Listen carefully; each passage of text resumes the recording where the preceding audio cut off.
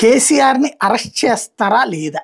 ఎందుకంటే phone tapping రోజు ఆ అమ్మాయి పక్కలో ఈడు పడుకున్నాడట, లేకపోతే ఈ అమ్మాయిని గదిలోకి రమ్మన్నాడట, ఈ దిక్కుమాలినటువంటి లైవ్లు, డిబేట్లు, ప్రెస్ కాన్ఫరెన్సులు, ఇప్పుడు థంబ్నెయిల్స్ గురించి మహా టీవీ మీద దాడి చేశారు. కానీ అట్లాంటి ఓపెన్గా స్టేట్మెంట్ ఇస్తున్నారు కాంగ్రెస్ నాయకులు. వాళ్ళ మీదకి వీళ్ళు వెళ్ళలేరు కదా. బేసిక్గా దీంట్లో నిజాయితీ ఉంది, సబ్జెక్ట్ ఉంది, వాస్తవం ఉంది. కేసీఆర్ని లోపలేసేయాలి కదా. కేటీఆర్ని ఎందుకు వదులుతున్నారు? ప్రభాకర్ రావు కేసీఆర్ గురించి చెప్పాడా, లేకపోతే ఇంకోటి గురించి చెప్పాడా? ఇక్కడ ఇందులో భార్యల వ్యవహారాలు విన్నారు, లేకపోతే వాళ్ళ వ్యవహారాలు.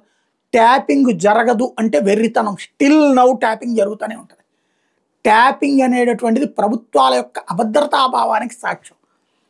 అదే సందర్భంలో గూఢచర్యం యొక్క విధానం మారిపోయిందనడానికి సాక్ష్యం.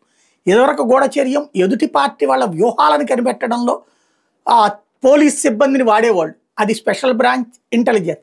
ఇప్పుడు ఆ రూటు పోయి అది చేతకాక, ఆ సమర్థత లేక ఈ కొత్త ఎత్తులు వేస్తున్నటువంటి సందర్భం.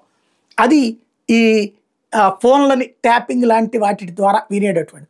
ఇందులో భార్యలు మాట్లాడినారు, భర్తలు మాట్లాడినారు, లేకపోతే దాన్ని చూపెట్టి బ్లాక్మెయిల్ చేశారు. ఇంత చేసినప్పుడు ఎందుకు వదిలిపెడుతున్నారు కేసీఆర్ని, కేటీఆర్ని? అది చేసినప్పుడు ఈ థంబ్నెయిల్స్కి, ఈ స్టేట్మెంట్లకి వాస్తవికత ఏర్పడుతుంది.